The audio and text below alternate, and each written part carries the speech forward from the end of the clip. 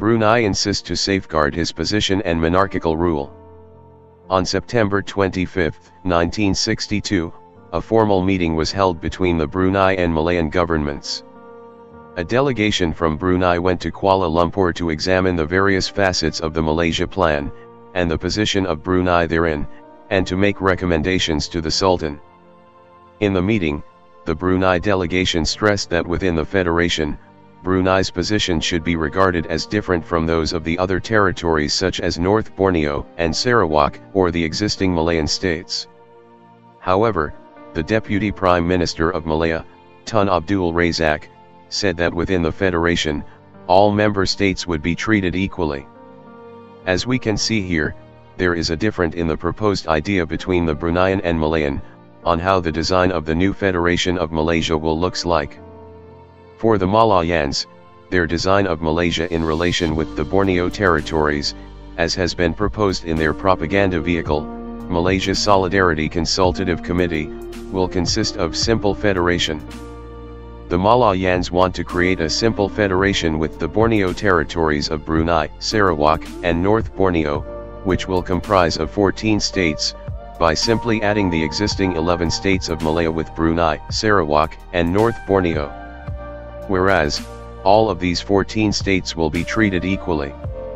Meanwhile, the Bruneian know that the proposed simple federation by the Malayans will degrade the status of Brunei to be merely equal with the other 11 states of Malaya. Here, the Bruneian want the status of Brunei to be equal with the Federation of Malaya, not to be equal with the other 11 states of Malaya. Here, clearly, the Bruneian was on the right.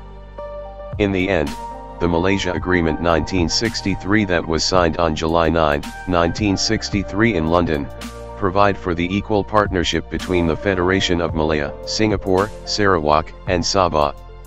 In the meeting of September 25, 1962, in addition to safeguarding the position of Brunei, the Brunei delegation also insists to retain their traditional character of monarchical rule. However, the Malayan leaders looked unfavorably on an attempt from the Brunei side to maintain its traditional character of monarchical rule. Having in his mind that Brunei should join in the formation of Malaysia through simple federation, Ghazali Shafi argued that it would be impossible for a state like Brunei to retain its traditional character if it was to practice democracy like other states in the Federation of Malaysia.